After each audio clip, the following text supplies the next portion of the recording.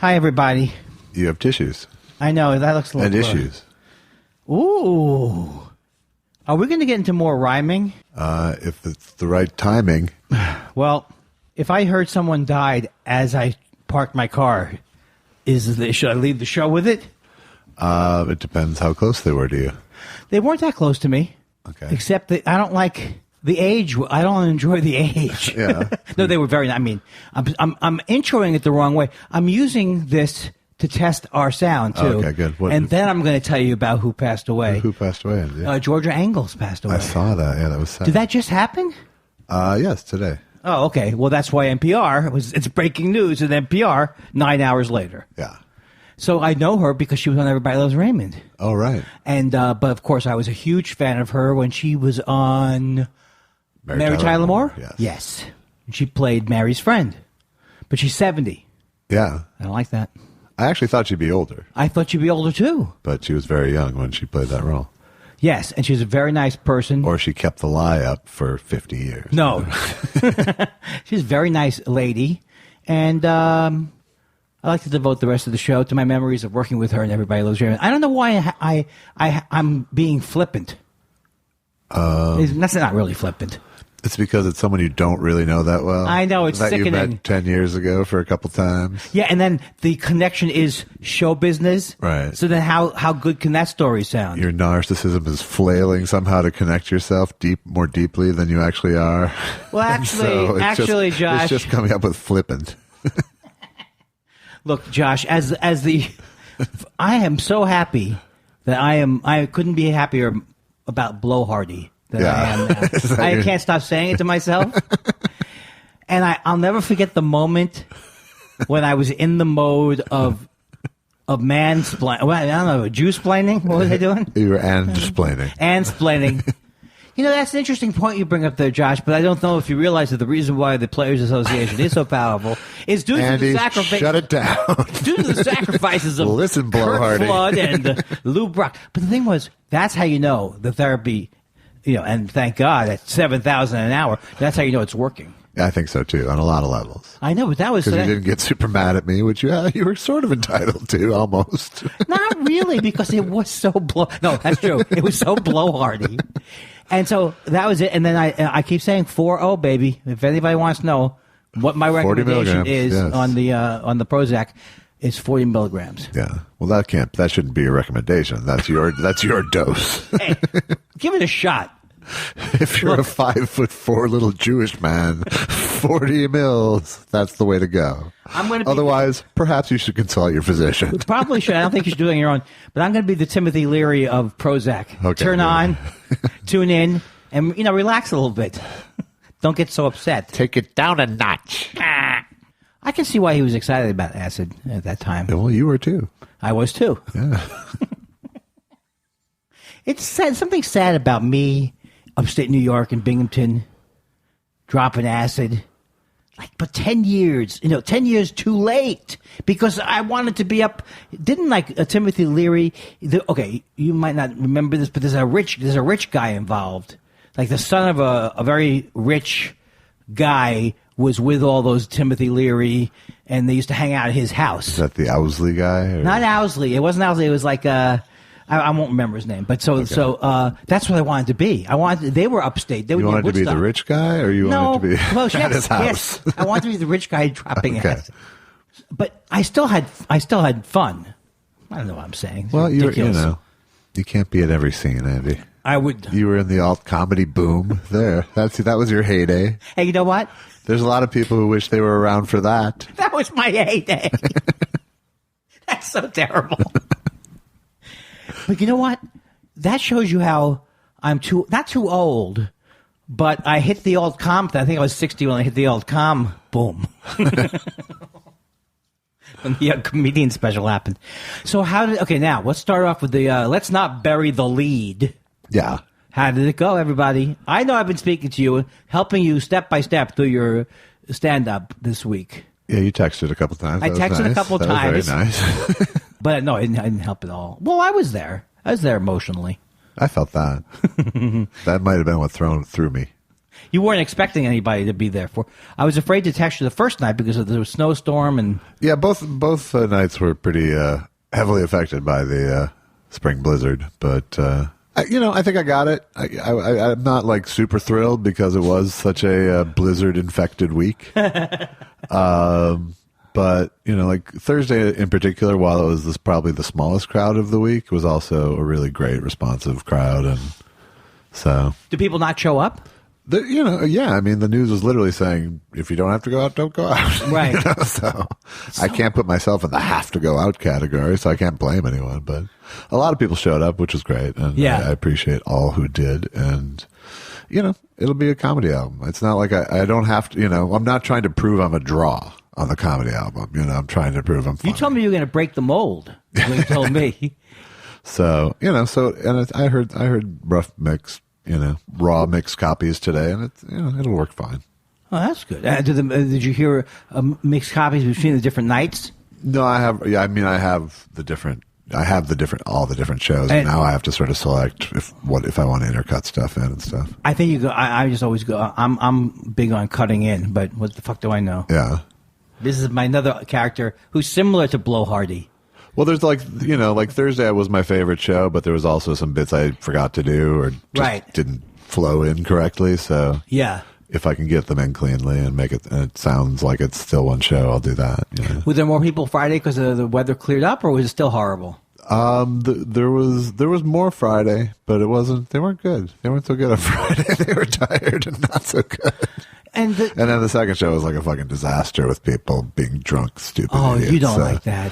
No, I don't like that. But you don't like. You shouldn't have to deal with. Well, it's I'm never good with it. The problem is like I was handcuffed into doing my act. Oh yes. You know what I mean? It's like in shows like that. If I can fucking get into it with these people, yes, I can at least have some fun on my. You mean like you were doing audience stuff? I wasn't. Right. I was trying to stick to my mission of fucking recording shit, but I. Oh, wait. You taped the second show too? I taped both shows Friday. Oh, I didn't realize that. I kept the guy in town an extra day because Wednesday was such, was weird and washy. Oh, that's really hard to do that in front of a Friday Night Late show. Literally a Friday Night Late show. I mean, I wasn't really expecting anything from the Friday Night Late show. Yeah, it's gravy. But it was. I was still trying to at least get good reads of my bits. So it was like. So it was, so I didn't end up having fun that show just because I was stuck in between my act and doing what I wanted to do, Do they get heckly there sometimes? They weren't heckly. That I can respond to. It was mostly just sort of talky or. I had drunken talk woman, to my front row, stage left, and her boyfriend constantly shushing her. So it wasn't like. And the room was trying to police it too, but it's just like some nights it gets away from you. I have to say that the having too much to drink and going to a comedy show is not. It can be a funny combination watching it, but it can also, that Wednesday night show, I also had for the first 20 some minutes, I had a guy who was again not heckling. But just kind of talking along to make it so that it could both fuck up your timing and the recording. What do you mean he was redoing your punchlines? He was kind of repeating them back, and talking to someone at their table, or just crazy. Just being over vocal. Oh God! I mean, well, and you could hear once they got him out, which they did, and he caused a big fucking scene. He didn't want to leave. He did not want to leave. And what was his? Would you? Come on. What was his argument? Would you say? His argument was "fuck you," pretty much. I think to them. Right, but I mean, like sometimes I can tell what people are thinking when they're doing it. Right. He likes my comedy, so he's repeating it. I don't know. I didn't really. That's healthy. That's healthy. I wasn't gonna go investigate the guy I hated. Maybe that's. But that's also a nice. How do you do? You know what I'm saying? You're starting your thing. Well, I don't understand this, April. It's happened before, but rarely, right? That late? Yeah. A spring snow? Yeah, and it was, it was a big event. It was a big snowstorm, yeah. Had that been December, they would have called it Tuesday. Exactly. Had they not all gotten all springed up for the couple weeks before it happened, then. Do you know what you're going to call it? Spring. I'm thinking April blizzard, perhaps. That's not bad. April blizzard. That was my stripper name. That album I designed with Hicks, the album cover for Bill Hicks that I came up with the idea was him standing in the middle of the snow at a mic stand, so it would be a perfect sort of homage. You designed and you drew it, or no? It was a photograph, but it was my idea. Oh, cool! Wow, I know you told me that before, but since the story didn't revolve around me, didn't stick in the. I didn't stick. Are you? I call that a pass through. That's what those new 501c or 501ds or something. Is that the plane that can't fly right now? No, don't you make, why? But first of all, I love the way Billiam Barr had to say, they were asking him questions at the congressional hearings, and he was saying, look, I just have to land the plane now. I have to land the plane. Why would you use that metaphor 2 weeks after, I don't know. I'm not going for material, Josh. Yeah. It's an interesting observation about Bill Barr. I think it's a little bit... it's picking the wrong fight with Bill Barr. There's plenty to pick. Don't get me wrong, but do you think you're finding your argument against Bill Barr is too soon. Do you think really think is going to get a big thing between me and Bill Barr? I don't think he's on Twitter. I don't think he's on anything. I think he's on something, if you know what I mean.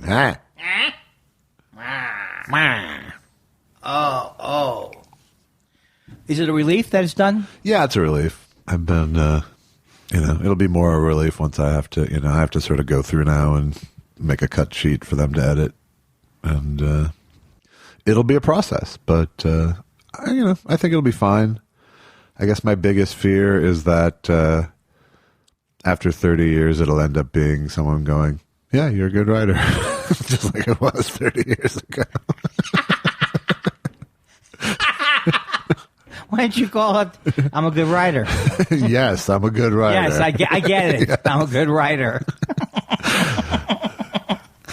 Well, because it's basically, it's me doing my act for the most part, and my act is probably as good as it's ever been. So, I hate it now. After this week, I just hate my fucking act. Yeah, that makes sense. That makes sense. So, but I haven't done this much stand-up over this many weeks in a row in a long friggin' time. Did it make you more excited about stand-up? But not, harder because you're doing it. I mean, yeah, I don't know if it did or not. I don't know. It's always a mixed relationship with me. Well, you're going to have to choose now, the movie acting or the stand-up. Right. Which can I fail at? Which do I focus on failing at? Or we could be a marine biologist. Well, it's that's the thing about stand-up is a hard mistress. Yeah. No, stand-up is a weird thing. And if you make it you build it up. Right. Like, there's no way to build it. There's no way to it just is going to be a thing that you're never going to be able to look at it objectively. Oh yes, you will. I think I will with this. I get my producer head is stronger than my comic head at a certain point. So it'll be fine. I'm not thrilled with how it went. Because I didn't have 3 amazing shows where the audience was packed and excited and Yes, but I'm not embarrassed or bummed really either. I think it'll be what it'll be, and it'll feel like a comedy album, and it'll sound like I did well in the room. So. None. You are not. I've never done this before, so Right. And I'm not someone who likes to build up best case scenario expectations about everything either. Yeah, I don't think that's your. Yeah, I've that part of me has been sort of rubbed off. Well, you wouldn't. That's why you wouldn't be a good narcissist, because you get bored. Yeah, I can achieve self-absorption, but I don't think I can go for yes, that's true. I guess that's the other side of narcissism. Yeah. It's not necessarily entertaining. Having made other things and put them into the world, I also am just sort of like, this will be another piece of product, and I hope people find it. And, but I don't, I'm not like, this is it, baby. Well, I just hope it all begins. All I want to do is hope that it comes out after my album, or that when it comes out, my album is ready to go or something. Yeah. Well, I think that's sounding more like the second one. Stare on. Keep staring. It's not mean. It's not mad. It's just blank. Oh, I guess I should wait for something that would have more of a reason for pregnant pause. Yeah. How's the album coming? That was a mean laugh. I'm sorry. Was really. I'm still done. Ladies and gentlemen, the taxes of 2017 are almost done. Are they? That's good. That's good. And I haven't finished the taxes of 2018, but I'm already upset that I'm going to be getting a less of a refund from what I've heard from the people. Did you find that as well? Or do you not get a refund? I don't get a refund, no. So you can't speak as an average American consumer in terms of your reaction to the latest tax thing, because that's the thing they were talking about. Oh, you'll be surprised. Because the thing was front loaded, but it really was tailored for the rich. I know how much you love that tax. Yeah, but there's a big California penalty with the capping of the. That's right. With the property tax, is it, or it's all your state stuff is capped at $10,000. Well, that's to penalize people in the states that don't vote for him. Right. Yeah. How long is this going to go on for? I'm so sick of it.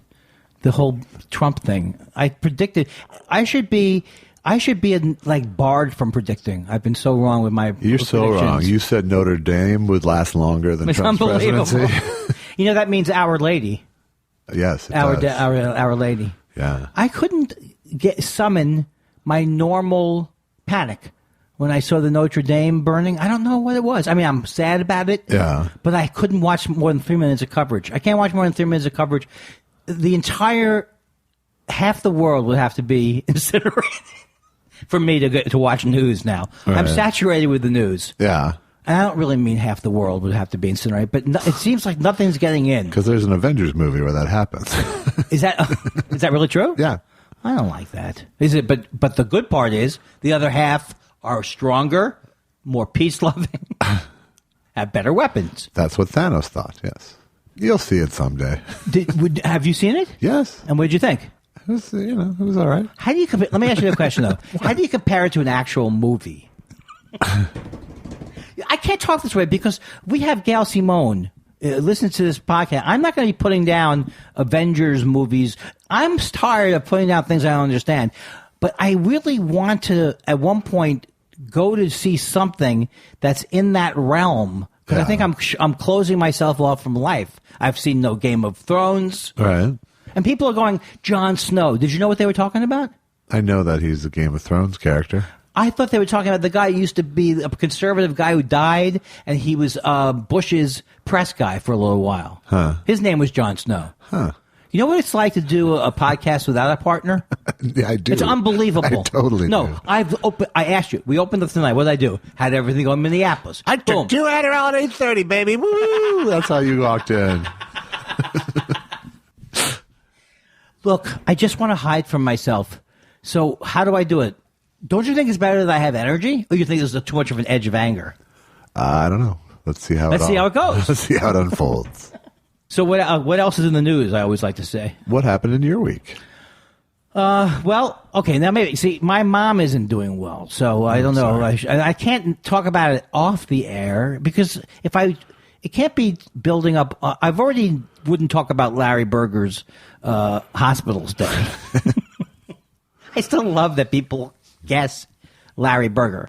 But my mom is going to be 90 this year, and she's supposed to be 90 in June. Supposed to be. I'm not meaning it this way, but I'm slightly flippant. I don't know. I'm slightly flippant about the idea of my second parent passing. Yeah. I don't know what it is, and it's not like I'm flippant, but I don't know what's going to happen. So she's not breathing well. So and she's in the Parkinson's. If my mom does go, and I don't think she will, but if she does pass away, and then one person at that funeral does, your mother had Parkinson's, see? I'm not going to take it well, unless they're a real fan. You're going to laugh, is what you're going to do. I will laugh. So, so she's been in the hospital twice in the last couple of months. I don't mean the hospital, I mean ambulance to the hospital. Okay. Emergency room thing. So they think the current theory is there's something in her Parkinson's medication that might affect breathing. Maybe. So we'll see what happens. Yeah, I've never had a parent who was 89 before. No, not everyone does. Not everyone does. So a lot of my friends are saying, you should be lucky you've had her so long. Stop whining. Why would anyone actually say that? No, they wouldn't. Yeah. Yeah. Oh, Well, you should feel lucky. But it is a very strange thing because I'm also in therapy going through all these things where I'm learning about my parents and learning. It's not like I'm learning.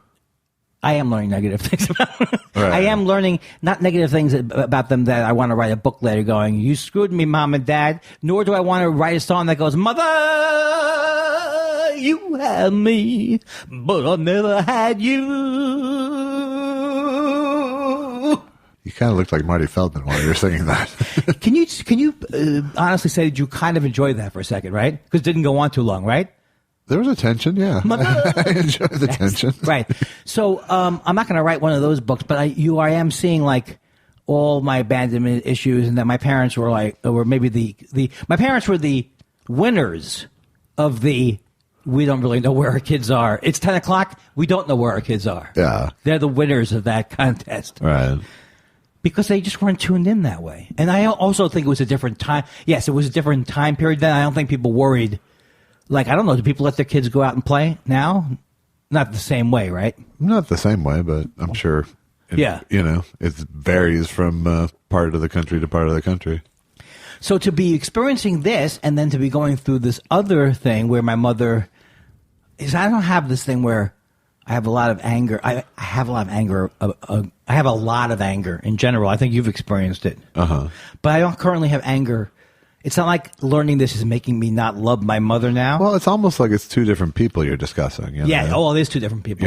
You're discussing this version of her from 50 years ago in therapy when the damage was done, and, but now she's this 90-year-old woman who both has changed some over 50 years. Oh, absolutely. But also, she's not your caregiver anymore. She's not, the amount that she affects you is more your decision now. Well, that's true. And the thing is that the part of the therapy that, not the best, not the most important part, but certainly the part that you learn when you learn that it wasn't your fault or you weren't defective or it wasn't your problem, you also learn that they were going through what they were going through. And it's like a cliche, but I think my mother and father really did they obviously did the best they could. Right. But they were hanging in. They were hanging in there as parents. Yeah, I mean, and that's ultimately the only answer. Right. Unless it's, I don't forgive them. Yeah. And that's a choice people make, for sure. But I think it's a more painful choice. It is a painful choice, than to go, they sucked at it, but they tried, or they didn't try, but they weren't capable of trying, or, whatever it was is, give them as much empathy as you can, Yeah. And my dad, his mother, did his mother do it? That's that Frank Conniff joke. Boy, my parents did a number on me about cat lovers. But it's like his mother, his relationship with his mother was, it wasn't good. I think I've given you the example of she told him that he didn't want to have a birthday when he was younger. Yeah. You never liked them, right. Larry. Since when you were very young, you never liked them. Gee, I wonder if that became an issue in the house. So look. We got birthdays coming up. Should this be a positive thing? We don't want it to be. So he had limited his contact with his mother because of other stuff that happened too. But he had their relationship got really damaged. Yeah. And for a lot of things that my father's mother did. So he limited his relationship with her as he got old. But he didn't cut her out, but he talked to her. But it was definitely, that was a relationship that was damaged. But I did speak to him about it, and he said he felt okay with it the way it was. So, I mean, sometimes in families, people do agree to not talk much. I think my father, if left to his own devices, which he wasn't because of my mother, would have probably gone that route. It was my mom who made my father stay in contact with his parents much more than he would have, I think, otherwise. And so, because I think I talked to Dana Carvey.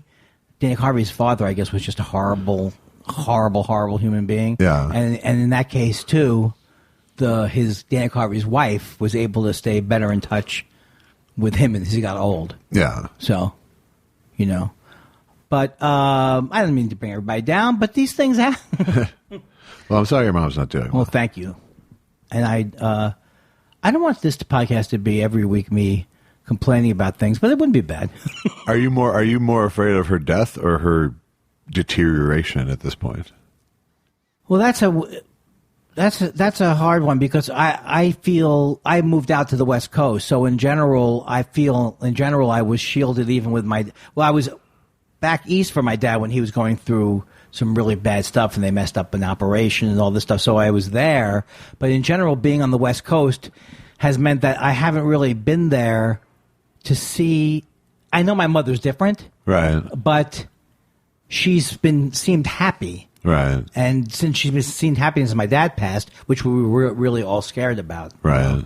So you only get snapshots, really. I only get snapshots.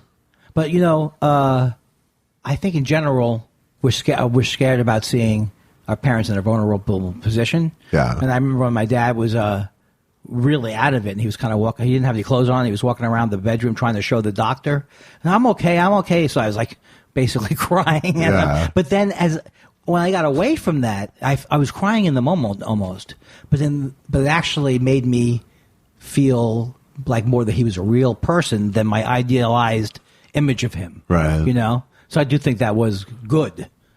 For some reason, the things that freak out people did not so far freak me out, like having an open casket did not freak me out. It actually made me feel better. Yeah. And I don't know why exactly. So I'm not as freaked out in hospital situations, but I'm not saying then I could be a surgeon or it won't happen that I'll get freaked out. Right. I assume my wife will never die, you will never die, and people, on that level will never die. Right. That's my only hope. Well, fingers crossed. And that goes for Lucky, too. Yes. No, she'll be with us forever. Oh, God. So the thing is that we have her 90th birthday was supposed to come up. So, I mean... What do you mean? Wow, that's the weirdest tense. No, because I'll tell you why. Because everybody had these plans for her 90th birthday. Yeah. Now we're like, okay, everybody, let's not worry about the plans. Let's just get her home type of thing. Right. When is her 90th birthday? June 30th. Okay. Day to day, baby. June 25th? See how she's doing, What? Oh, I can't wait to do the roast at my mom's 90th. So that's the story there. Now, what else? I was in town all week when you were gone. Yeah. I watched Private Benjamin. Do you want my report from Private Benjamin? Ladies and gentlemen, it's a pleasure for me. First of all, I really enjoyed it. Good. Yeah, I really enjoyed it. I thought it was great. Now, I thought there were times where I felt like it was not victim, but it reminded me of movies of that time period, and even actually movies earlier than that, where it had that kind of music, Right. Like it had that Hollywoody, right. We're making a movie and now we're on patrol. Right. But I was so incredibly impressed, and I think I've always loved her, but she's so fucking great, Goldie Hawn. Yeah. I mean, truly hilarious, where showing small things, like crying or whatever she was doing. And some of these lines, Albert Brooks, this is such a great role. Because he's so creepy early on with her, because he's all like just salivating over her. Right. He's so creepy. And then he has sex with her on his wedding night, and he dies. Right. It's the best scene. He's in the bathroom, and he starts like, I want to hump, I'll hump you. And she's like not into it. She's like, honey, why don't we go to the bed? Or, no, even if I could just rub against your back leg. She says, I don't have a back leg. And then, when the family comes up and says, what were his last words? It was, I'm coming. I'm coming. Yeah. So to me, it really had that feeling of Jerry Belson, who was Susan's friend, Jerry Belson, and he created The Odd Couple, and he knew Albert, was in that Albert Brooks troupe. Sure. So this is Harvey Miller, who was one of the writers. He was in that whole Albert Brooks, Penny Marshall, Gary Marshall thing. And so it had that feel of a little bit like Modern Romance. It had like the comedy had a very small feel. Well, yeah, there was a Jewiness to it at the top. Yeah. It was really, with the band and everything? Yeah, just the whole thing was very urbane Jew kind of tone. I thought I liked the movie a lot, but I always have thought it just like progressively gets worse as it goes. It does. As it starts out great. The conventional movie about her with the French guy, is not as good a movie. No, that whole thing falls apart really bad. But there's enough good scenes and enough good lines that I'm glad you liked it and felt it was worth seeing. Do you remember that Ruth Gordon was in it? Just one quick scene as her grandmother, or something like that. She comes in, she goes, he's dead, and she goes, you know what I've learned? Please, I can't. Que sera, sera. I got it from the song. So there were tons of course, I knew that this was a line that was in that movie, but I never put it together. Is green the only color these come in? Yeah. That was good. And this is what Eileen Brennan is so great in this movie. Yeah. And she's I don't know what these names are. She's like a sergeant. She's the drill sergeant. She's the drill sergeant. She comes in, and somebody. Well, actually, she's the captain. She's the captain. Yeah. Hal, what's his face, is the drill sergeant. Oh yeah, well yeah. I'm maybe ignorant, but there were always co-ed boot camps. I don't know. I don't know either. I have no idea. So she's coming through, like, everybody stand up, and someone has a picture, like a poster of Dylan on it. John Flack goes, I am so sick of how you people love this Fonzie character. And there were just great lines like that throughout the whole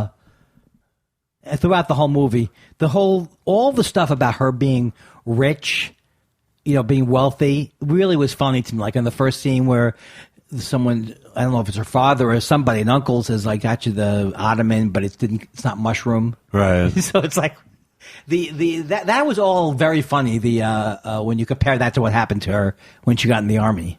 Right. So that all worked. So I say. Yeah, I mean, I think in terms of, I think it was a really well-written character, ultimately. Yes. Like, you really do feel the character's development throughout the movie, but it gets applied to the Armand Assante character and stuff, and it's kind of... Oh, that's who that was. Yeah. I couldn't figure out who that was. But I also thought there was very good, I mean, I don't know, because I'm a guy, I thought the feminism was very, at certain times, was very well expressed for the period. Yeah, I thought so too. Yeah, it's like they really were able to show some ridiculous aspect. The only thing I was wondering about was the guy who tries to. Was it too cartoony? The guy who tries to rape her in the Thornbirds. She's like it was a little. I thought it wasn't well played by him. Yeah, because he goes, "Come on!" I don't think you should have someone in a scene like that go, "Come on, here comes Papa," or there should be nothing that he says that's funny at all. Right. I mean, it wasn't funny. Right. Well, that was the balance, is that you're basically portraying a rape in a comedy. So how do you keep it from not screeching the movie to becoming about that? Right. And the joke being, well, not the joke, but the joke in that scene was she didn't want to jump out of the plane, but she'd rather jump out of the plane. Right. Exactly. Than do him. Yes. Yes. So I think that. No, I agree. I think, and it was never the joke that it's women in the army. The joke was that it was Goldie Hawn in the army. Right. Except I did think that they were very timid about showing anybody who would be a lesbian. They had that one woman who was like, yeah. I mean, but why go there for that movie? That's right. But that's the thing. Well, not only why go there, but how would you be able in a movie like that to? I always think when you go back to periods. I'm always under the mishap. I'm always like judging them. How good were they by modern standards? Right. Is ridiculous. Well, I think for the most part, I would say it holds up by modern standards. Yeah, it wasn't racist. It wasn't. Right. That's amazing. How is that a movie that was made in America? Well, it wasn't racist. Right. But for a comedy made now 40 years ago. Yeah. Almost. Well, that's what I wonder. I saw Guess Who's Coming to Dinner in the theater. Yeah. That movie. My memory of it is a little. Did you figure out who was coming to dinner? I did, but it's not. There's something not racist about it, but just how big a deal it was seems ridiculous now. Right. Yeah. No, of course, but the fact that it exists tells you that it was. Did you tell me Spencer Tracy reads the lines off the floor? Someone told me that, and now I'm thinking. I think I saw that in that movie. Yeah. No, he finds his mark. That's what someone told me. Yeah. He never could find his mark, so he always looked down at the floor. That sounds like me. I appreciate an actor like that. Yes. I think that's it. Because I wanted to say that one line she said. Get on, Mike. One line she said, "What am I, Magellan?" That was good because I felt like that was Kindler-esque. It was Kindler-esque. Yeah. A tip of the hat to me, who didn't exist at the time, right, in 1980. And is that when it was? By the way, was it 80 or was it? 90, that's what I saw when I went on IMDb. Okay. It was the 6th. I did a little Josh Elvis this week. I looked at because I thought that the guy who played her father, he looked like the guy who died on stage and was in The Producers. Oh, Dick Shawn. Right. But it's some guy named Wanamaker? Sam Wanamaker, yeah. I realize now that these people who I think I know who they are all jumbling into my life. Because he was in a lot of movies, I think. Yeah. Yeah. And he looked like, and I think you're not wrong that he looked like. He looked like Dick Shawn? Like Dick Shawn, but. Yeah. So, and everybody was good. So I thought her, I can't remember the actress who played her mother, but I thought she was good. And all the I sign off on all the Jewish stuff. I didn't know that Goldie Hawn was Jewish. I'm probably the last person who didn't realize it. I think she's Jewish. Yes. Because she says oy vey at one point. Well, I'm very proud of myself. Look at how much work I did this week. That was amazing. Usually, watching a movie like that. Yes. And now, but what did I do in town? Next week we're doing Singing in the Rain. Oh, okay. I have to, I'll remember it. Singing in the Rain. Yes. I won't take out time during this podcast to jot that down. Okay. I'll remind you. What made you pull the trigger on it? Because we talked about it last week. Oh, okay. Because you sound like a big, now you sound a little blowhardy. You know what I'm saying? How so? I can't do it. I can't switch the tables on you. Wait till I come up with the right adjective. It'll come up again. I will be blowhardy at some point. Don't get me wrong. No. I don't think anybody could have done. I won't go all Full Metal Cliff Clavin like you do. There's no question. I can feel that part of me that's always there starting to whip itself up. Interesting you should say that, Josh. Yeah. I don't know if you're aware that the shaker furniture was made in the... I talked to Alex Brazell tonight. Yeah, how's Alex? He tried to do he's doing good. Good. He tried to do an imitation of us falling asleep. Yeah, didn't work. It was like, you know what I'm saying? Good, no.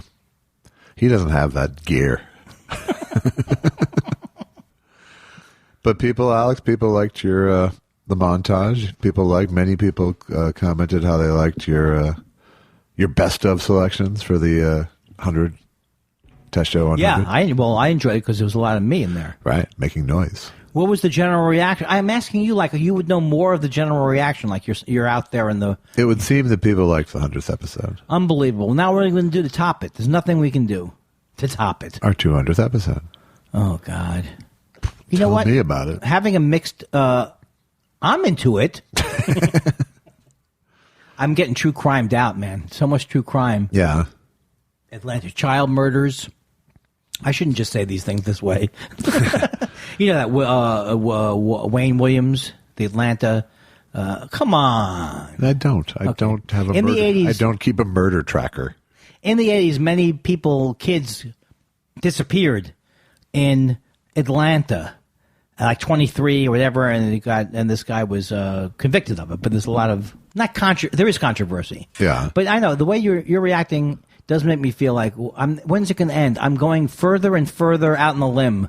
I'm trying to depend on your storytelling skills at this point. It's so bad. Don't you think that as a comedian it should be naturally in me to be a storyteller? I would, maybe in your second 40 years. Well, the problem is that the true crime just goes. I mean, it's like it has taken over my whole. I'm thinking that I could do one of those podcasts. Yeah. No. If the day that I hear me on one of those is the day I stop listening to him. Hello. Because like Karen, she does the murder thing. Right. They pardon my murder. That's right. They spritz. Right. But if I was doing a comedy true crime thing, each episode would be 7 hours. And you'd think you were the perpetrator by the end of each episode. That's true. That's the thing is I don't understand why Did I kill him? We'll be back. Hi. Is this downtown? Is this the downtown office of the police? Has anybody reported tiny people being fed? I think I might be the Night Stalker. I might be. Yeah. Except I don't like night so much. I think I'm better looking than Richard Ramirez. Isn't that who the Night Stalker was? Or he was one of those. Then there was Kenneth Bianchi. We have a lot of weird things in this. We have the strangest serial killers. I don't know. I think Wisconsin still. Who was? Well, you had your Ed Gein, your Jeffrey Dahmer. You had some big name. Why do you know so much about this? So you have at one point, as a normal person. I knew two mass murderers who are two of the most famous mass murderers in history. I don't know the Ed Gein. Who is the Ed Gein? Ed Gein is he's big. He's the Psycho inspiration. He's the granddaddy. He's the do you think he's the he would make seductive leather evening wear and other trinkets and baubles. That's the thing. Very quickly on, when it goes into those areas, I like, look. Or I think, as Chris Bliss once said, I think it was Chris Bliss, a homicidal maniac or just an artist in an unpopular medium. Well, I do like serial killer paintings. I mean, I remember someone, I think a bunch of people got together and bought a Gacy painting. It's Gacy who does the paintings. Yeah, John Wayne Gacy does. For Eddie Gordetsky once. I remember, and I think Gruber was really upset that he had to participate. I wouldn't. But I don't think I could do that. Could you? No, probably. Because often you have told me you are concerned with how much spending cash John Wayne Gacy has. Wait, they don't get the money? Is that the idea? I have no idea. Oh God, I just think the whole thing. Well, I guess maybe for Eddie you could see them. I don't know. What am I, holier than thou now? I'm with Gruber. Yeah. Participate, but then feel bad. So I had I think my oldest man moment to date this past week. What happened? I fell out of the shower in the hotel room. I was in the shower, and it was like a tub-style shower, and I was turning around, and as I was facing the wall back to the room, my feet just sort of started to go. And it was like slippy, slippy, slip. And I was like, I am falling in the shower right now. I am fucking falling in the shower right. I'm going down. And sure enough, I fell backwards out, and the shower curtain sort of slowed my descent, and then broke away because it was snapped on to the outer shower curtain. So the snaps unsnapped. So I didn't even take down the whole rail, and I landed flat on my back. Hard? No. I mean, yes. I mean, I'm still a big man hitting the floor, and I'm sure the people downstairs were like, "What the fuck was that?" But you're lucky. I hit the floor. I was like, "Nothing hurts. Nothing hurts at all." It didn't hit my head, and I was like, and I said to myself, "It's gonna hurt tomorrow, though." And nope. The next day, nothing hurt either. What if that was all that your second operation needed to pop? That might have been the adjustment. That's still got to be scary, though. It was super scary, and then it was funny immediately once nothing hurt. And you didn't even it didn't. I could have easily, had I been 1 foot to the left, it would have been bad. I would have hit the toilet and the vanity, and But instead, I just flop like a big fucking sausage on the floor. Were you back at your old place? Yes. See, that's the reason. I know. That's God saying, "Oh, treat yourself better, Josh. Stay at the nicer place." Often God, as a lesson, don't stay at the divorce simulator anymore. Andy Richter's getting divorced. It's very sad. Yeah. I'm not doing it because I'm gossipy, but he's talking about it. But it made me sad because I always thought it doesn't mean that they get people who get along. I can't get divorced though. My wife said no way. Good. I don't need that. I don't need the aggravation. 80 episodes of podcast. No, I've never been happier. Let me see how my wife wrote it. You have never been happier. No, I've never seen two people who yell at each other so much, like each other so much. me and the wife? Yes. Yeah, that's true. Well, half the time we're yelling at each other, many times we're almost putting a show on for you. Like, she'll yell at me, hoping you like it. Yeah, it's a big show. Yeah. Look, you motherfucker. People can get the wrong idea that I'm not the most normal person in regular life. Right. Why do I care, though? It's always tough love. You're always yelling tough love at each other. Yeah. You're always telling each other what to do for your own good.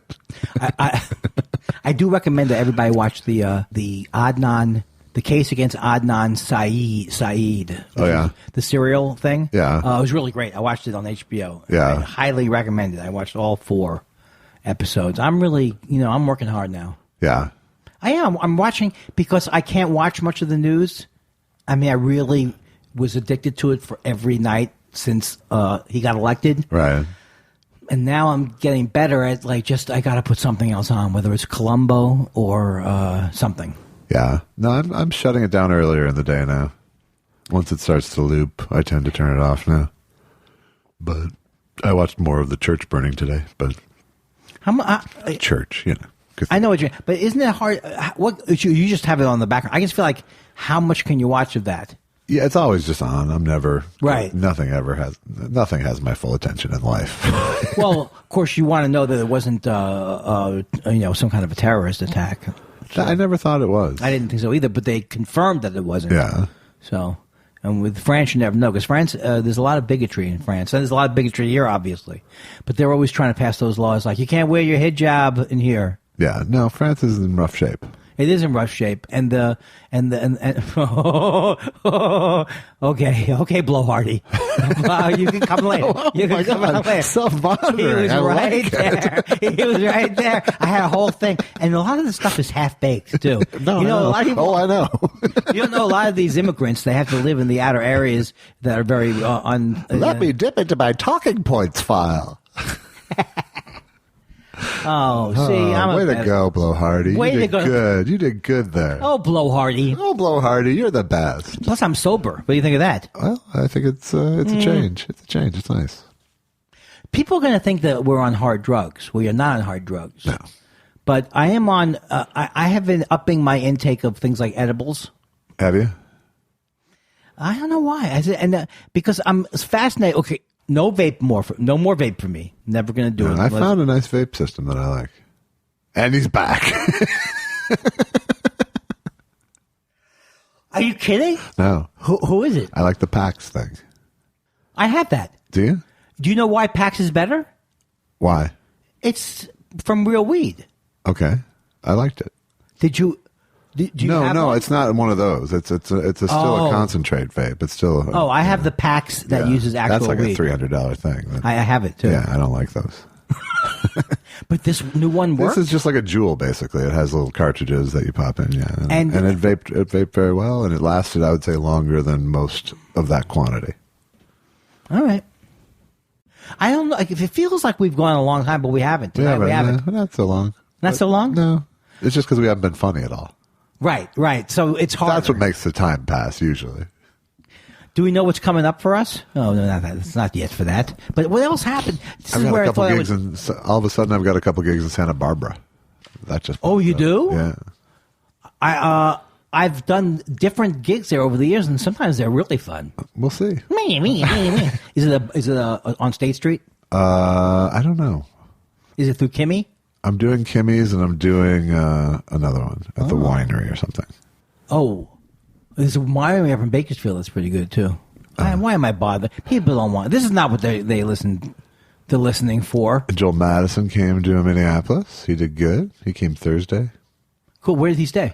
He stayed at the Divorce Simulator, which is why I didn't stay at the nice hotel, because I didn't want to ditch him there. Nor did I want to pay for his room at a nice hotel. And did you? Oh, so did you it's guys? Not terrible. I just, Did you guys hang around? No, that's a clean hotel. Yeah, of course we hung out. Oh, cool. And what did you do? Anything? Oh, did you do anything more fun than normal? Or did you use the usual haunts? Lewis Lee took us out to dinner at Murray's, which is this super old Minneapolis steakhouse institution, which for somehow I never had been to in my life. And this is like a place my parents would go on date night, kind of, it goes way the hell back. There's a scene in The Founder, that Ray Kroc movie, where he's making a deal in Minneapolis, and it's supposed to be at Murray's. It's like... Cool. How was the food? Food was great. So is it like Laurie's the prime rib? It's kind of that. I mean, it's old school supper club-ish. Did you dress up for it? I think I was wearing just a sport coat, just because I was wearing that for the show. Cool. I didn't know you sports coated on stage. I do sometimes, yeah. Who are you, Paul F. Tompkins? There's at a certain point, it's like, I'm a fucking middle-aged man. Am I going to wear a hoodie? I'm telling you, Josh, one of the greatest things that I have learned over the last few years through my wonderful wife, Susan, is wearing clothes as you get older. I don't need to be in a T-shirt. I mean, I will at home. Yeah. I sleep in the raw, not really, but yes. But look, I have so many of these type of shirts now, short sleeve shirts. So a man like me can hide my girth. You look better. Yeah. And in fact, we got some shorts for me at the Gap that go to the top of my knee. For the last 5 years, I would walk 100 yards and then cinch up because I had one of those tie pants. Yeah. What kind of a man walks around like that for the last 5 years? So what are you saying? I have now nice shorts. Yeah. I have nice short sleeve shirts. Look, you sound like you're ready to go to camp. Are your names sewn into all of them? I'm just saying that I feel, I never thought. I haven't worn a pair of shorts in a long time. Well, there's certain things you wouldn't want to break any local ordinances, would you? Hello. But I never had a lot of these type of shirts, so that means I have to wear a T-shirt. And T-shirts don't necessarily look good on men my age. You don't care, is what you're saying, I think. Well, all I can do is agree with you and go, yeah. Let me see if I can convince you even further. I don't think you need to see a man's breasts. Okay. After a certain, you can see them. I think you are overestimating the power of your short sleeve button downs to conceal your breasts. Oh, that is the worst thing. That's the worst thing you ever said to me. That's saying that even my method for hiding it isn't going to work. Yeah, I mean, dieting is really the best method to hide it. Dieting. That's what you're going to do? You're going to resort to? I am very disappointed in your fake. And you're folding your arms over your breast. But what I'm saying is, for the longest time, I just loved to put on a T-shirt, and that's what I thought. Now I go out, I don't mind it. Yeah. Like, didn't you feel that you had a jacket on stage? You could feel a little bit. You don't have to have it, but you feel a little bit more. A little more commanding. This is maybe the worst topic we've ever chosen. I didn't choose I know, it. but I'm saying that's been discussed about. I don't blame it on you. Yeah. But when you're into these, how do you wear different clothing things? Also, here's other things I've learned. Yeah. If you're going to wear brown, let's say, I wear a lot of black jeans a lot. And then but if you're going to wear lighter colored jeans, you don't want your top to be necessarily darker than your bottom. Really? Yeah. Does that make any sense to you? As a film director? I would say it depends on the combo. You sound like an old Jew talking about a gig they just... Now, are you in a combo? I'm just trying to fathom the fact that I'm the one who sounds like the old Jew in this conversation. Though. A lot of people, I get a lot now I have my short sleeve button down. A lot of people on Black Twitter think you sound more Jewish than me. That may be. I was so proud of that Black Twitter line. Sure, let's revel in it for a moment, shall we? Remember that time you did the Black Twitter line? That was a good time. I feel like we've hit a break. I think we should take a break. Even if it's an early break? Might be an early break. It's not an early break because I think I'm going to tell you that everything's been solid so far. It's early in terms of getting to any substance, but who cares, really? What were we supposed to do? I don't know. We talked about your mom being sick. That's substance. That was something. We talked about my lukewarm feelings about my experience. I think we're good. I didn't mention that I went to an endocrinologist today. No, you didn't. No. So let that be known. What do you have to say? What a sexist you are. Sexist of me. It's just about me with these things and keeping my A1C. I'll let you know in a couple of weeks. In a few days, I'll get my new A1C tests back. Nice. I would like to say that I'm proud that you're showing, I think, more interest in the things I'm talking about than are deserved in many ways. It's called politeness. Try it. Nobody who's really polite says things like, it's called politeness. It's true. Give it a shot. True. It does sort of show the seams a little bit. All right, well, we're going to take a break.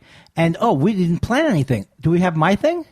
My thing went out. I played your thing on the other thing. What are we going to do? Thing. I'm going to play a song. I'm going to play one of my songs. Don't get upset about it. We've played it before, but, let's do it. It was months ago.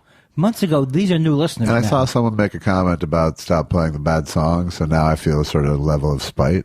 So not only am I going to play a song, I'm going to play one of my songs as the ultimate That spite. is, who writes in that? Who would write that in? I'm just saying, there's some mean people out there. But I never see those. No, but I met some nice. I met some spiralers. I met Mark Thompson, who says, hey. Oh, cool. Yeah, I met a couple others. So here's That's the Kind of Love.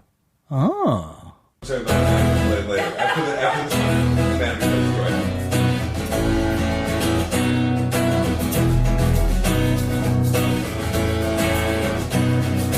That's the kind of love you don't bounce back from quickly. That's the kind of love the good so good, the bad so bad. That's the kind of love it makes you question your existence. That's the kind of love, yeah. That's the kind of love that only comes around once in a lifetime. That's the kind of love only comes around once and should be glad. That's the kind of love it keeps those strings in business. That's the kind of love we have. Our love, aren't defensive, you must attack. Our love, come on, say something that you can't take back. Our love, don't get phone calls at 4 a.m. just to start a bottle again.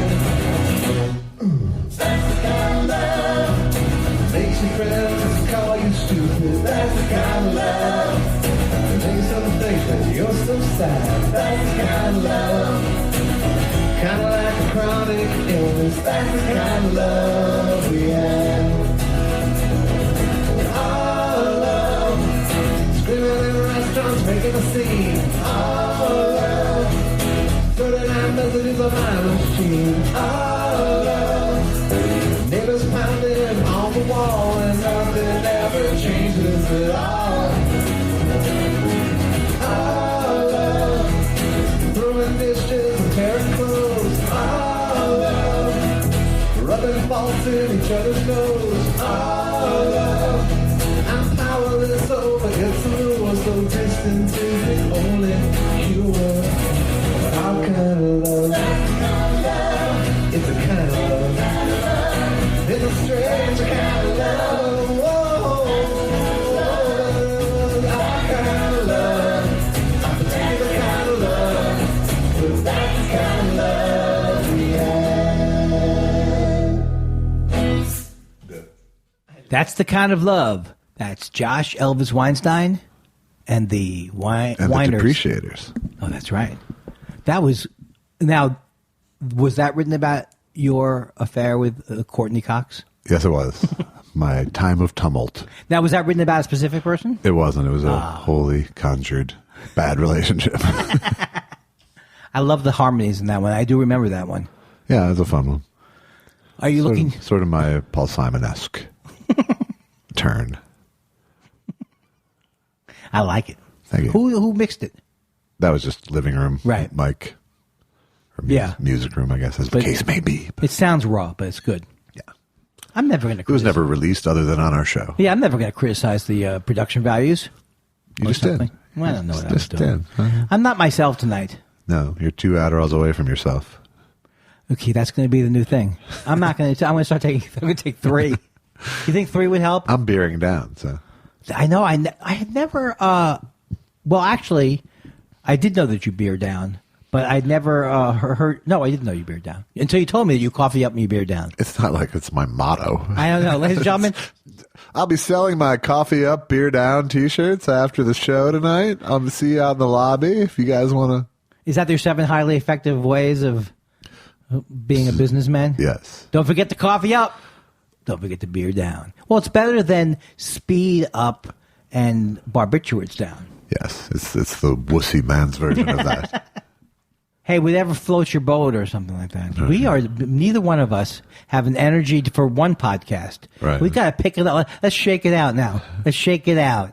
Yeah. Do you think that we're both, I know you're tired from many days on the road. What's my excuse? I've been asking you that for how many years? Oh, man, did he get me with that slam?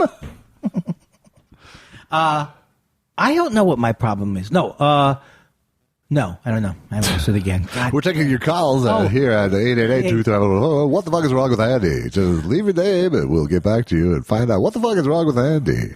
I think it's Trump. I do think it's Trump wearing on me because I never realized that he goes for that bully thing. Like he's literally in our face every day. Hey, what do you think about that? Right. And you just want him to be gone. I don't mean that in a. You're not threatening him. I'm not threatening him. Right. But would you if you could? I've had fantasies. Yeah. What is your fantasy? What's your trend? Punching him a lot. It's like a fantasy is punching him a lot. Yeah. It's not that satisfactory. In the dick? You want to punch him in the dick? No, no. Here's the fantasy I have. Okay. Is that he's in a jail cell with his son, and the whole family's in a horrible jail cell. All one cell? Yeah. No, I give him different cells. Like the end of Seinfeld? But that we get to visit him all day long. And he gets visitors all day long, and people get to yell at him. Nice going, asshole. Right. That's the only thing I fantasize about. I think that's giving him too much attention is the problem. Well, don't tell me that's what he wants. Well, nice going asshole has pretty much been the meme for him for 40 years. I think I am fatigued. Yeah. Well, then let's go to questions. Yeah. Questions are the things that you could never know. You ask us, and we tell you all the answers for the show. That's it. Yeah, it felt like a first verse. It felt like it felt like there was a second couplet. But. And so we answer letters, and we. God, I can't even do it. How tired are you if you can't come up with a parody song, or there's no song on parodying anything? The problem was there. Rick says, just heard Josh say he's going on the Real Gilbert pod. If it's not too late, do not mention Danny Thomas. Well, you're safe, thankfully. Wait, did you go? Yeah, last week. Oh, did we talk? We haven't talked about that. We did talk about it, actually, yes. But not on the air? Yeah, okay. yes. Yeah, but because if you said Danny Thomas, he would have gone crazy with his Danny Thomas. With his plate job material. Oh, God. I still am laughing, though, at his impression of Hervé Villachez lamenting that Tom Selleck gets all the pussy. Let me hear that one. Why does Tom Selleck get all the pussy? Why does Tom Selleck? Which, didn't he die, that guy, Hervé? Yes, he did. Okay. Which makes it almost funnier. Why does he get all the pussy? Look, send your letters of complaint. Just to the thought. Tweet he says, Perush and I here in Austin are doing a two-man show in which we reenact Alex's best of, word for word and note for note. We switch on who plays who. We're calling it, That's Fantastic. I love the idea of those two guys meeting, hanging out and doing that. Yeah, I think it's time. They both live in Austin. Yeah, I think if they do it right, we'll send them on the road. I would love to send someone like me on the road. I just sit at home and... Another tweet, Pahara says, title of Andy's autobiography, Not Dripping with Discretion. Congrats on 100 shows. Great laughs per show ratio. We love the nonsense. Who said that? That was again Tweet Pahara. Well, that's the thing. And the third in the Tweet Pahara trilogy tonight. I win. Andy said that Tweet Pahara is the best name on the internet. Nya, nya, na, there's no nya, question. nya. It's a winner. It is absolutely the best so far. Well, it doesn't have to. It's not a contest, but it's the best. But you made it a contest. I did. Send in your... Mark Thompson, son of a Tomp, who I met in Minneapolis, says, enjoyed your set, and it was a pleasure meeting you, Josh. Driving in from the suburbs in a snowstorm might be considered a big ask, but it's what thought spiralers do. Non-refundable tickets had nothing to do with it. I trust you gave Andy that hug and kiss from me. Oh, I'm glad you didn't, because the thing is, you're all hands. The thing is that you're all hands. Yes. You know, the thing is, sometimes I wander off the mic, and I think it's psychological. I know that I'm not saying great things, so I want to take the mic away. Could be. Yeah. Could be. Keith Bush says, I wish Andy used Instagram. I know. Do you? Yeah, I do. Oh, well, here's Josh having onion soup. Oh, hey, everybody! Here's a picture of one of my photos. Oh, hey, everybody! Here's the menu over at Schminky's.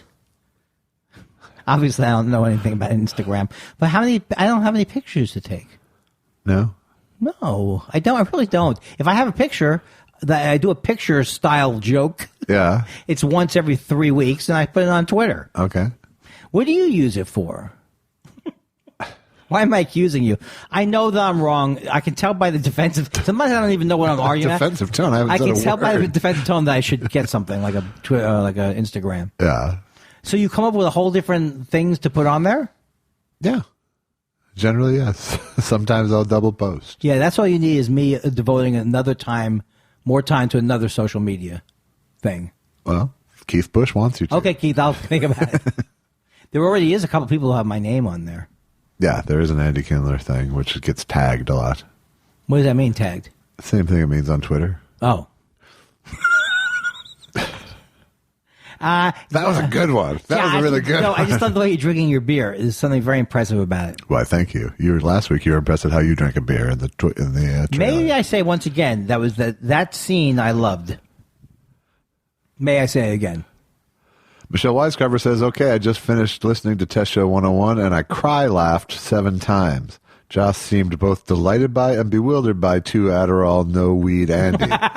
Was Andy like vibrating, twitching? Was Lucky terrified? Seriously, I can't breathe. Fabulous stuff, gentlemen. Well, Michelle, thank you. But I think that the downside of it could be tonight because I came in, I was loaded for bear. But if I stress it too much, maybe America doesn't need the ready to go, because it's not like I'm listening any better. I was just more energetic. Right, exactly.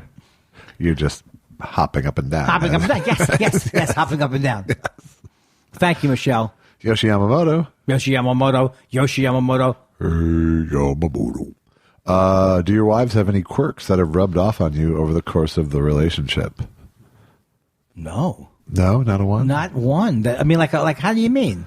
No, well, she's gotten me to worry more. Like she's more germ conscious than I am. Yeah. So now I'm more germ conscious. Right. It used to be that not only did you could eat off the floor. I thought you're supposed to eat off the floor. Right. But no, it wasn't quite like that. My dad would take stuff off the floor and eat it. But now I'm more. So I've come up with her concerns. So there's no 5-second rule in your house?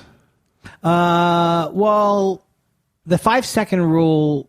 Yeah. It depends on how good the food is that falls. Right. If I felt if a lobster tail fell into my bottle of Raid, I'd rinse it off. How about you? I'm trying to think. Well, I wasn't like a daily coffee drinker until Allison came in. I remember buying a coffee pot when she started staying at my apartment. So you weren't like it was just. I would drink it, but I would go to Starbucks or something, or I would.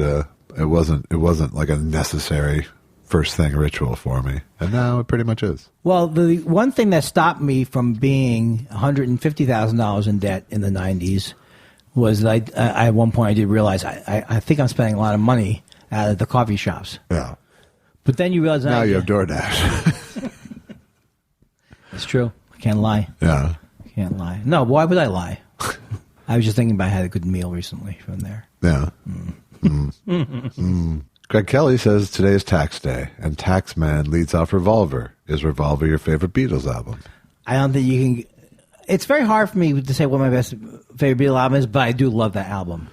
Yeah. It's got Taxman, and it also has Eleanor Rigby on it. No, it has. It does have Norwegian Wood. No, that's Rubber Soul. So I really can't say. I think it's. What else does it have? It has She Said. It has Turn off your mind, relax and float downstream. This is not dying. And it has I think Dr. Roberts on that. That's a great album. How about you? What would you say? I don't know. I like Rubber Soul. I like Revolver. I like the White Album a lot. I like almost first. Yeah, I like Let It Be. I do too. Even. I think the one that I don't like put on to listen to that much is Sgt. Pepper. Really, that's so weird you said it because I don't buy I never got into the theme of that. Yeah, because I think it's kind of not really a theme. It's kind of not a really hodgepodge. A theme. Yeah. It's bookended with an intro and an outro, but it's not. I would say it's an overrated album in the sense that people think it's the greatest album of all time or something. I don't know what I'm saying. It's a great album. Do I really Yeah, wanna I get don't in? know what the breakthrough was with it exactly. Is the thing, Well, the front cover is pretty amazing, It is, but I don't think. but as a concept album, Well, here's the thing: if wasn't a Beatle fanatic, the idea of Sgt. Pepper's band, I couldn't care less about it. Right. I don't care about the band. Right. I didn't care about it until it became the Bee Gees and Peter Frampton as the band, and then the story. Wait, really what was this? In what movie was this? Sgt. Pepper's Lonely Hearts I Club never saw Band. that movie. Oh God! Oh, How it's come I didn't it's see that one of movie? my- Is it good? No, it's horrible, but it's one of my fetishes. Wait, when did it come out? I thought the Magical Mysteries tour was. 1977, I think. Oh, it has nothing to 78. do with the Beatles. No, it was Robert Stigwood, and it's all the Beatles music. Oh my God! Oh, you've never? Oh, I have to see you that. do have to see it. Should that be on assignment? No, we got to see Singing No, in we're the gonna Rain watch first. Singing in the Rain, but I'm gonna make you watch this because it's a horror. I did a whole episode of Joseph Scrimshaw's podcast about my obsession with that movie. Was the Because in a Ruddles? way, it was my way into the Beatles. Oh, okay. Because I was born in '71, so this movie was on cable when I was a kid, and so I watched it a million times. And so And who's in it? the Bee Gees and Peter Frampton are. Peter Frampton plays Billy Shears. They're the rest of the Oh, it sounds so bad. George Burns is in it. Alice Cooper, Steve Martin, Aerosmith, Donald Pleasance. It's a bizarre fucking movie. Well, my manager It's Bruce a is in, disco, coked up nightmare, Oh, yeah. hilarious movie. I think anything- and it's bearable because it's all Beatles music. That's the thing that Is it original Beatles music? it's all Beatles music. Oh, so it's not them singing. Peter Frampton singing. Yes, it is. But Oh. they're singing the Beatles. It's, Yeah, but that's it's not all good. a bunch of people singing the Beatles. Yeah. Oh, I see. I mean, it's terrible, but it's awesome because They're good songs. if they were, because they're all good songs that you know. So Yeah. it makes it sticky. It makes Yeah. it so you can stick it out. Well, as my ma- opposed to if it was like Grease 2, or songs that you can't know. stick that out. Yeah. But my manager Bruce was into the Ruddles. I don't Yeah. know that much about. I mean, Yeah, of course. That was a takeoff on the Beatles. Yeah. That was Have you after. have you never seen the Ruddles? No. Oh, I've Jesus. seen. Is that also good? Yes. When did that come out? 75, 6. Yeah, 77 because there was Okay. Saturday Night Live people in it. Yeah, I gotta check that out. Yes, you do. Yeah, think isn't that- there Monty Python people in there? It's Eric Idle's Great baby, movie. but yeah, George Harrison's in it. Belushi's in it. Yeah, I think I have. I might even have a DVD to send you home with. You know what's of the- both those movies. There's when I in the late Your homework will have homework.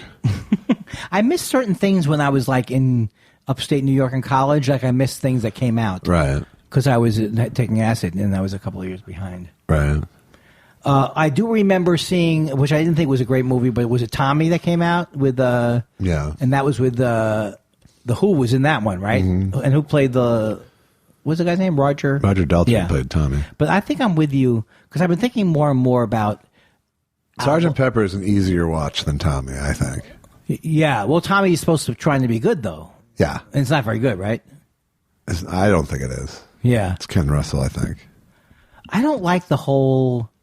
I don't the song. I'm not walking around singing "Wicked Uncle Ernie." Yeah. I'm not singing "Fiddle About." That to me does not stand outside of the concept. Elton John is Pinball Wizard. Oh. I'm singing a lot of songs in the shower, which my wife enjoys. I'm sure. So, and your neighbors, I'm sure. why do my neighbors can they hear in the shower? Yeah, for sure. And I'm going into a new. You have drywall penetrating sound. I'm going into a new phase now. The Elton John songs are fun to sing in the shower, like Daniel. Yeah. Oh, classic. But I have to learn them. I don't know them as well. No. 0 hour, 9 a.m. That's Rocket Man. Okay. So, yes, you do. No. I always think of my brother when I sing, Daniel, my brother, you are older than me. I love that. I can cry. I know you're not a big crier, but some of those songs. I bet if you sang Daniel, I would cry. Daniel is riding tonight on the train. Here's the other thing. It's a plane. In the plane. In those Train old doesn't have days. headlights and it can't go to Spain. Have you seen this? Are those your new teeth? Yeah. Nice. I'm going to get one. Can you see what I'm going to have? Like a little bit of a veneer is going to be put on. Okay. Looks good. I'm so happy. I ate pizza. Yeah. And did you bite it from the front? It is so good. I bit pizza from the front, and it wasn't too spicy. What was the thing that I tweeted about where I literally asked, is it, I was in Nate Nowell's. Oh, yeah. And I said to them, is the corn salad spicy? And in that case, the guy actually looked at me really strangely because most things in a deli are not spicy. Like that. Right. Do you know that Josh Mankiewicz invited? Am I allowed to go eat with Josh Mankiewicz? Do you want to come with me to eat with Josh Mankiewicz? He invited me to eat his treat. Nice. Because he heard I was going. He goes, next time you go, Nate now. I'd be happy to come, but if you want to have, you want to go talk murder, go talk murder. I may go talk murder. I don't know. I'm more into talking about his Hollywood family. Like, what does that mean? His Hollywood family? The Mankiewiczes. Isn't that cool? Oh, like starting with Joseph Herman. Oh, do you know what? I swear to God, his dad was RFK's press secretary. I am the world's stupidest man. Yeah. Is his father alive? No, he's dead now, but died a few years ago. Wow, he's had quite an interesting life. Yeah. He is my favorite of the Dateline people. Yeah, I really love his He's stuff. the only one, as far as I'm concerned. Well, because I don't like the guy that. Right. Keith?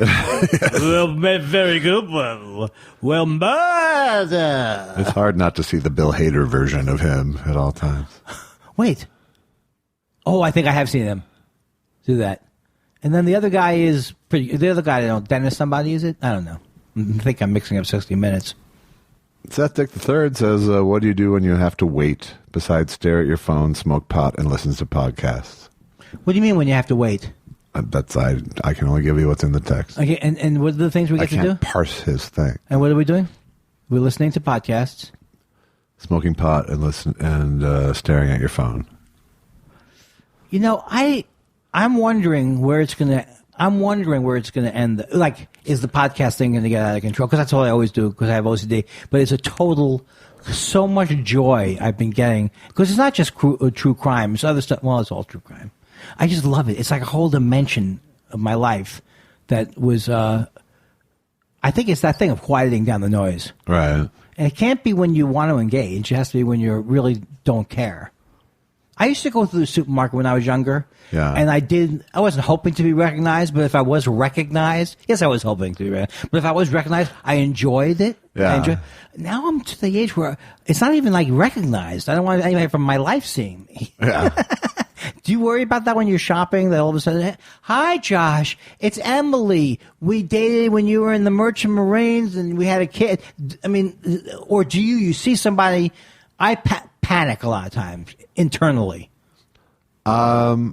No, I don't worry about it. Do you worry when you see a number that says unknown? No. Do you answer it? No. Oh, okay.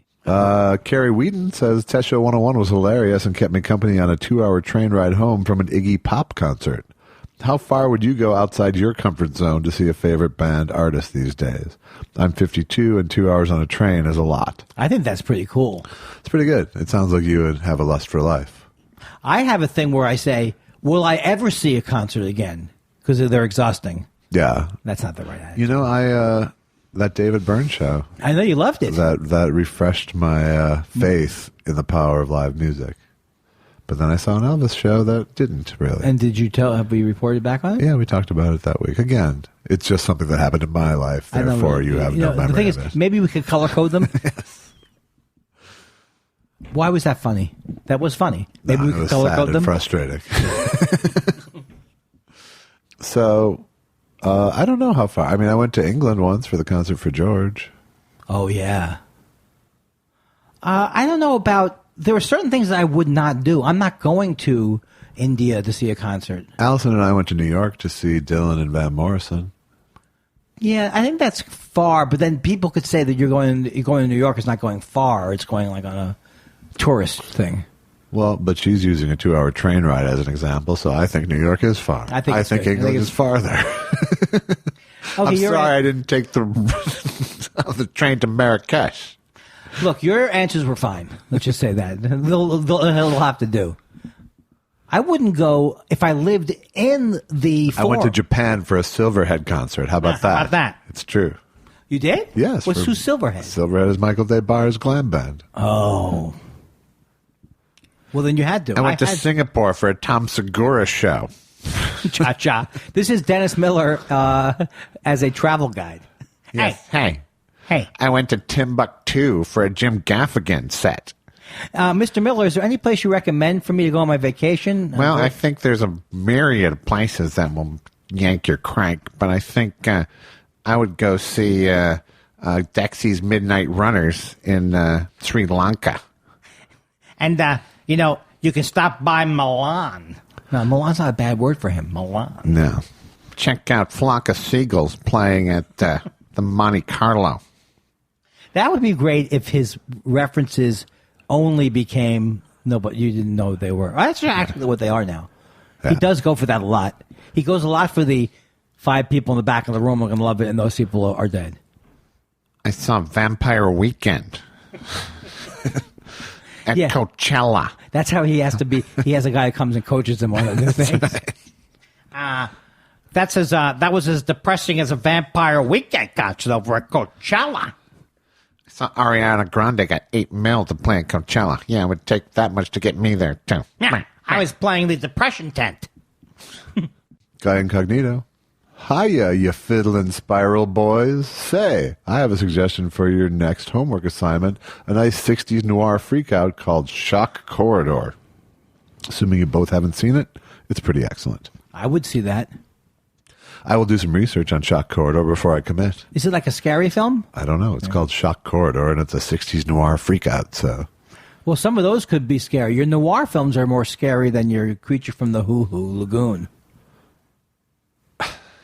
None of those movies... Well, actually, The Wolfman scared me. The original Wolfman scared me as a kid. It was spicy. It was dark and spicy. Scary Wolfman.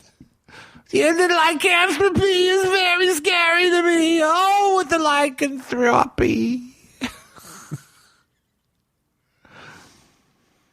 Guy Incognito also says, okay, back to brass tacks.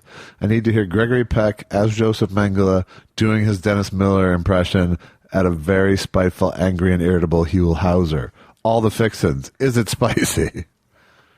I like he's getting angry. I went to see a Flock of Seagulls concert in Timbuktu. So he did have almost like a British accent. Cha-cha. Cha-cha.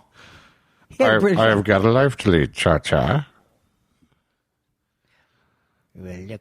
I'd hate to end up there because Gus thought he saw a woodchuck. My name is Joseph. I can't do him.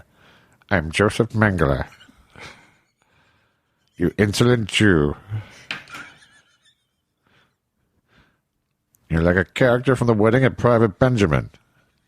Cha-cha. You insolent, obtuse Jew. You can't cut that out. I will not be stopped by some insolent Jew. I like the idea of a pretentious anti-Semite. You with your vaudevillian affectations? I don't need it. Well, young man, you look very excited. Did you find some money on the floor, Jew? $80? What do you need $70 for? Why would you need $60? How dare you ask me for $50? Lots. Well, how's Huell Hauser get in there at the end? That's an amazing impression of Gregory Peck doing Dennis Miller. That's fantastic. But I'm irate. You disgusting Jew. You anti-Semitic piece of shit. What is wrong with you? You were doing experiments on twins. Okay. That is horrific. You insolent hillbilly. Do not call me horrific. I would refuse. If you were a twin, I wouldn't do an experiment. Your feigned sense of wonder is absolutely exhausting to me.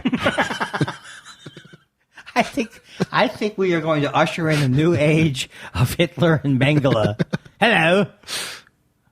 Don't you dare tell me the final solution is only halfway done. We're shutting down the experiment, Mengele. You will not shut down the experiment. I can't get enough of this. Oh, this is joy. Pure joy. I'll be appearing with Bill O'Reilly at the Indian Casino. Do you have a problem with that? Cha-cha. Cha-cha. I'll be playing at the Pachanga Resort. Cha-cha. Hiant says, aliens, yes or no? Yes, sure. I think there are aliens. I mean, we're not the only. I think it's narcissistic to think we're the only people around. I don't know that they've come to Earth, but I think they're definitely. Yeah, we don't know. There's other life in the universe. Yes. I mean, I have to, but them. Who? That's what I would say to the aliens. Unless she means the movie Aliens, in which case also yes. I did see the first one. It's scary, right? That one is scary. It is scary. Chaotic Neutral says, hey guys, they just announced the winners of the Pulitzers, and you were both snubbed again. God damn it. If there was a Pulitzer Prize for stand-up, who would you nominate? Thanks, and I can't wait to see everyone in Orlando at Test Convention 2019. I love Tig Notaro. I keep forgetting that every time we say who we love. Yeah. I forget a lot of people. Yeah. But people know I love them. Sure. Who would be your... I don't know. Maria Bamford is always a leading contender for the most sort of impressive in some way to me. Yeah, she's one of a kind. Yeah, but I'm gonna go Jen Kirkman. Yes, because she's a friend of the show. Exactly, and there's nobody funnier. And she just wrote in that she's very excited that we're doing Singing in the Rain because she loves it. But wait a second, do you think that she's going to think that we're doing too many glad handing because she's such a wonderful person? I would never want her to think that I'm gilding the lily. No, I think she's too sensitive and intelligent you're right. to feel right. like that about our clearly pure intentions. Yes, she has so much depth in so many different areas. Exactly. I think we both executed that bit well. I do too. Wink. Wink, nod, and function. Daniel Wade says, Andy, are you goofing on Elvis? Oh, God. I love that song so much. Do you? Yes. Do you not like that song? I love REM. I'm not even saying it's a guilty pleasure. Yeah. I was obsessed by them. But not a guilty pleasure, no. I loved them for a long time. Yeah. And Andy, are you goofing on Elvis? I love that song. Is it? Am I revealing my years?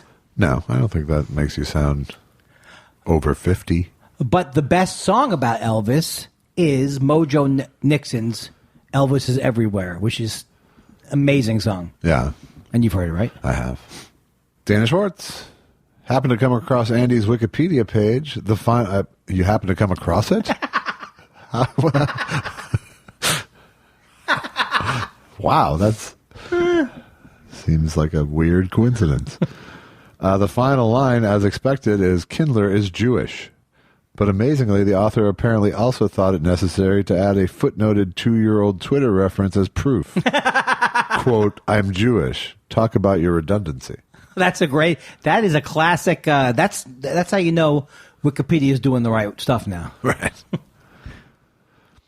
Jim Meehan. Johnny Rivers singing about grooving in the sand while the jukebox plays Sgt. Pepper makes me wonder if you have jukeboxes on the beach or sand in your bars in California. No, but that sounds good. And what song on SPLHCB can you groove to anyway? He lost me. I don't know. He lost me. Sgt. Pepper's Lonely Hearts Club Band. Oh, yeah. You can't. Lovely Rita Meter Maid has a nice song. I always liked to. I would ask the wife when the benefits for Mr. Kite came on. Yeah. Would you like to dance? Is that in that album? Yes. Oh. I don't understand a lot of those songs. For the benefit of Mr. Kite, there will be the trampoline. Hoo, hoo, hoo. If there were no Beatles, we wouldn't be listening to that song. That's a song about a poster. Let me finish. I like old-timey songs. I love Penny Lane is one of my favorites. Yeah. What am I, like making something like, I hate to... Do you know what album that was on?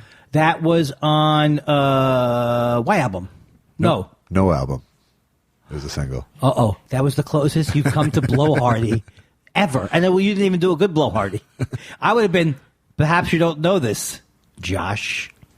Wow. But wasn't it also true that a lot of the Beatle albums in America were different also than they didn't have albums at that time, is what I think Andy Paley told me. They didn't have as much albums at that time in the 60s. But before... What? Come on, I don't know. I don't feel well. My foot hurts. Yes, they did. The American versions and English versions were sometimes different. That's what I meant. You could have left it there. Like, I don't think Hey Jude, the album Hey Jude, came out in England. Which had like Lady Madonna and some other stuff on it. And that the thing where they did it as a video special, that was like a New Year's Eve thing, or the Hey Jude performance? No, that was All You Need Is Love, which was like a worldwide telecast that they were part of. Oh, I thought I saw them singing that. My favorite one is Jude, Jude, Judy, Judy, Judy, Judy, Judy, ow, wow. You do a really good Cary Grant. That's good. You know that someone in the 60s said I'd like to do my impression of Cary Grant. Jude, Jude, Judy, Judy, Judy, Judy, Judy, ow, wow. Over at Mr. Jack's in Chicago. Do I look Muppet-like sometimes? Yes. Yes, you do. Kind of Scooter. A little Scooterish. Yeah. I don't know any of the names. Yeah. Is Mr. T is one of them? Yes, he is. Elmo is definitely one of them. Yes. Wow. No? He's dead? He's a Sesame Street Muppet, but he's not he's not from the Muppets. Wait, whoa. He's not a Muppet Show Muppet. Record scratch. I thought they were all Muppet Show Muppets. No. Oh. Kermit was the only crossover between the Muppet Show and Sesame Street. Oh, it's a completely different show. And I'll be back with Josh explains more simple facts to an idiot. Yeah.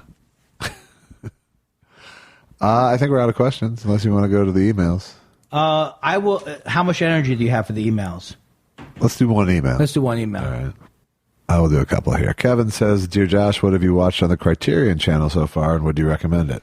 I just hooked it up. I just got the app for my smart TV today, and so I haven't started watching it, but I was scanning through. There's lots of, arty movies that You're not gonna see? will be a challenge to watch, but I'm going to challenge myself to watch some of them. Wow. And there's lots of great stuff on there. So we'll be dipping in once Andy signs up and we use it for homework.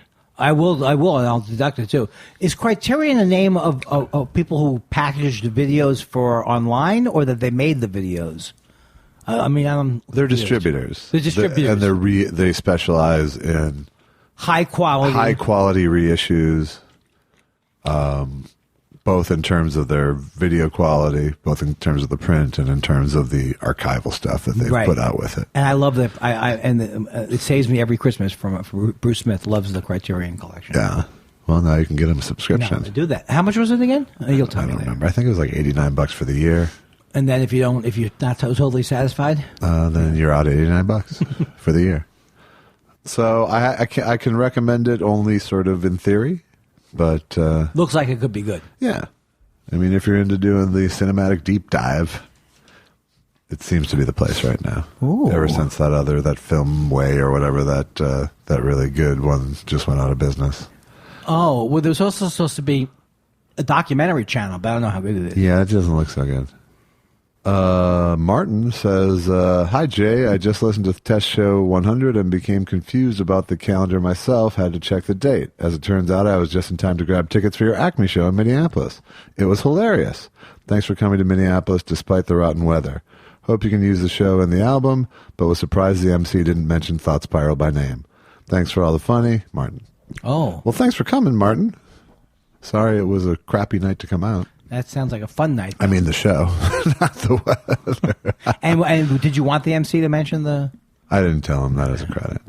No. You even forget our... I would think you'd be out there every night plugging that thing there. You would think that, but I'm a hypocrite. It's hard to imagine that Josh is the go-getter between us. The bar is low, but it's open. Look.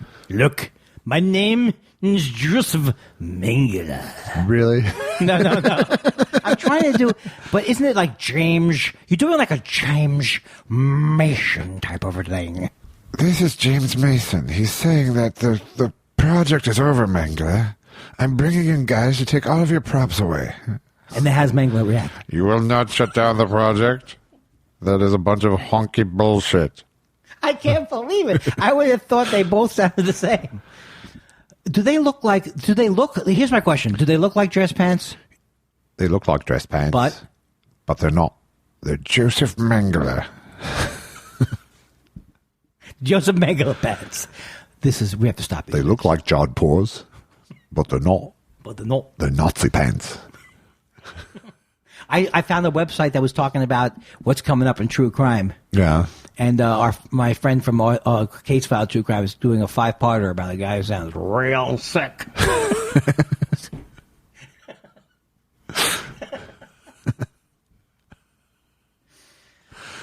All right. Well, Josh, I wanted to say I think you did a great job tonight because I was tired, you were tired. And do you mind that I go play with Lucky in the break, or would you want me to scratch your stomach? I prefer you spread it out a little bit, but you can trade week to week. Okay, week to week. Yeah. All right. Well, I'm good, and I wish, as always, I hope that we at some point come up with a good way to end the show. But please send any questions to thoughtspiralshow@gmail.com. Emails to there. Yes. And then don't forget our merch on Zazzle.com/thought_spiral. Lots of shirts. Maybe we need to do as soon as it's spicy will be coming if we get it happening. Oh, it's going to be a big seller. Oh, God. We could sell over 3. I love you, Josh. I love you, Andy. No, I love you, Josh. And I love you, spiralers. Each and every one of you. Each and every week. Your sincerity makes me ill.